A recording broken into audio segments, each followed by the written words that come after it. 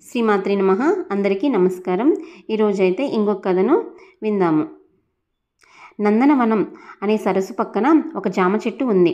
దాని మీద చిలుక, కింద ఉడుత నివసిస్తున్నాయి. ఆ చెట్టుకు కాసిన పండ్లు తింటూ ఎంచక్కా కాలం గడిపేస్తున్నాయి అవి. ఒకరోజు ఉడుత ఎప్పట్లాగే జామ పండు తినటానికి చెట్టు మీదకు ఎక్కింది. పండు తెంపుకొని తినబోతుండగా అక్కడే కొమ్మ మీద ఉన్న చిలుక, ఆగు, ఆ పండు నేను తినాలనుకున్నాను, నువ్వు ఇంకోటి తెంపుకో అంది. అప్పుడు ఉడుత, నీకు రెక్కలున్నాయి, ఎంచక్కా ఎగురుకుంటూ వెళ్ళి ఆ పైనున్న పండు తిను, నన్ను ఇది తిననివ్వు అంది. ఆ మాటలు నచ్చని చిలుక, ఈ చెట్టు మీదకు నీకంటే నేనే ముందుగా వచ్చాను కాబట్టి ఈ చెట్టు నాది. ఆ మాటకొస్తే చెట్టు మీదున్న ప్రతి పండు నాదే, నీకు ఎలాంటి అధికారం లేదు అని కొంచెం కోపంగా అంది. చెట్టు అందరినీ ఆదరిస్తుంది, ఆకలి తీరుస్తుంది, దానికి తరతమ భేదాలుండవు కాబట్టి చెట్టు నీది నాది కాదు, మనందరిది అని సున్నితంగా చెప్పింది ఉడుత. అయినా చిలుక వినకుండా, లేదు, ఈ చెట్టు నా సొంతం అంటూ మొండిగా వాదించింది. అప్పుడే ఎవరో గట్టిగా నవ్వుతున్న శబ్దం వినిపించింది. దాంతో ఉడుత, చిలుక రెండు ఎవరా నవ్వింది అని చుట్టూరా చూడసాగాయి. కానీ ఎవ్వరూ కనిపించలేదు. అప్పుడు చెట్టు, కంగారు పడకండి, నేనే నవ్వాను అని గట్టిగా చెప్పింది. హో, నువ్వా? నువ్వు కూడా మాట్లాడతావా? సమయానికి పలికావు.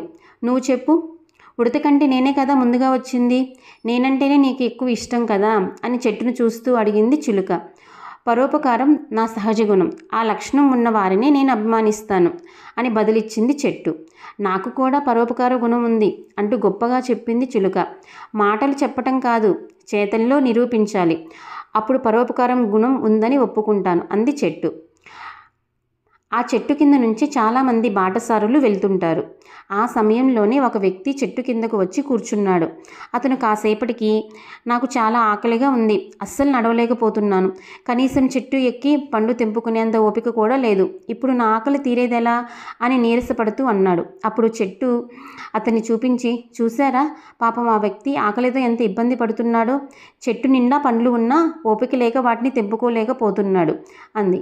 ఆ మాట విన్న ఉడుత వెంటనే ఒక పండు తెంపి అతని చేతిలో పడేలా కిందకు విసిరింది. ఆ బాటసారి పండును పట్టుకొని పైకి చూస్తూ చెట్టుకు కృతజ్ఞతలు చెప్పి దాన్ని తినసాగాడు. చెట్టు చిలుక వైపు చూస్తూ, ఎందుకు నువ్వు బాటసారికి జామ పండు కోసివ్వలేదు అని అడిగింది. అతను ఆకలిగా ఉందన్నాడు, కానీ పండు కావాలని నన్ను కోసివ్వమని అడగలేదు కదా, అందుకే కోసివ్వలేదు అని మూర్ఖంగా జవాబిచ్చింది చిలుక. ఉడతను కూడా అడగలేదుగా, మరి అదెందుకు కోసిచ్చింది అని చెట్టు అడిగిన ప్రశ్నకు సమాధానం చెప్పలేక అటు ఇటు దిక్కులు చూస్తుంది చిలుక.